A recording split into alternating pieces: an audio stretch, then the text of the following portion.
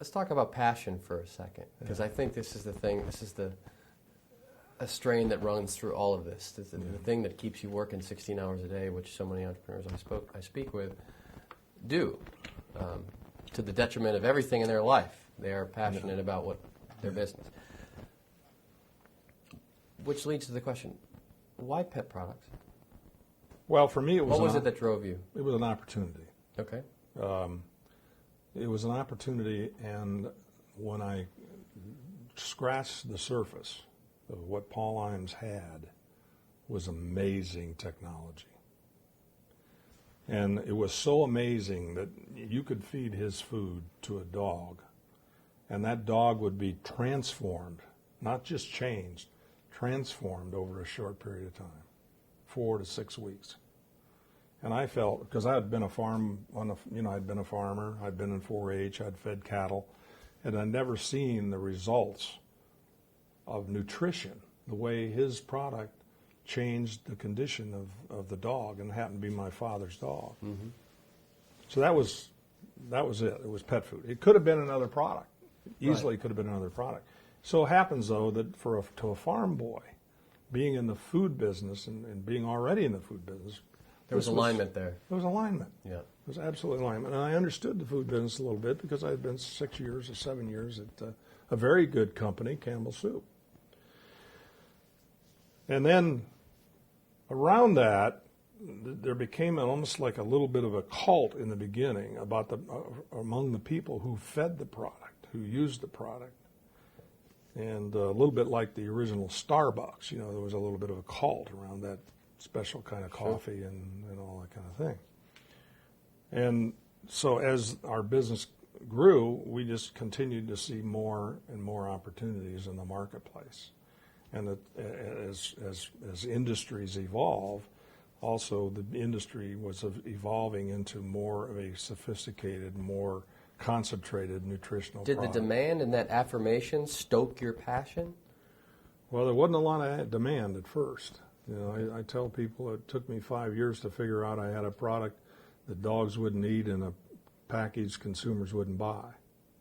So passion got you through the first 5 years because you knew. And it also drove me to the next 5, which is I had to change that. I had to change the form of the product, make it more appealing to the pet, and I had to put it in a package that was consumer friendly. And we did that. It took us 5 years. We totally transformed the way we processed the product, what it looked like, how it was packaged, and ultimately how we went to market. Sure. So then the second 5 years, which is 1975 to 1980, that took place where we actually built the model shop. So the original was the proof of principle, which is Paul Imes. Second phase of the business was model shop. Third phase of the business was scale up. Very similar to what we've been talking with all of our businesses here today, and we talk about all the time, and those stages of business. And it's so important to understand what stage of business you're in and what stage of business you're moving towards. Mm-hmm. Very important. Even billionaires need some help now and again. Absolutely. Need some perspective. Absolutely. And probably more than most, because I would imagine life has informed you that you're right more often than you're wrong. That's right. Who do you look to for perspective? Well, number one is my wife. I've been married 49, going on 50 years, and I got lucky the first time. And she's been my soulmate for more than that period of time. And I value her judgment and her perspective. And she's one of these people that will absolutely tell you the truth, whether you like it or not. How often are you wrong? Most of the time.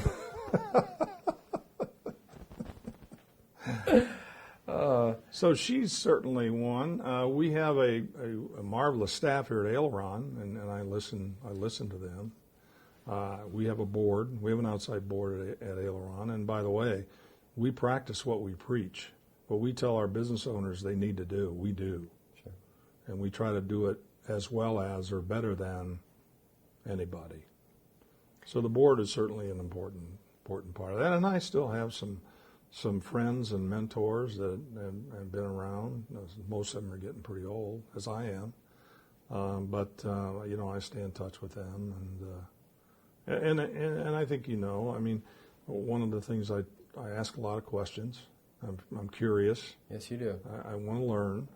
I believe I have a lot to learn, and I've been fortunate. I've been sort of a self-educated man in many senses over my life, and I look at education as a continuum, and something hopefully I'll be able to do until the guy upstairs calls me. I hope he calls me.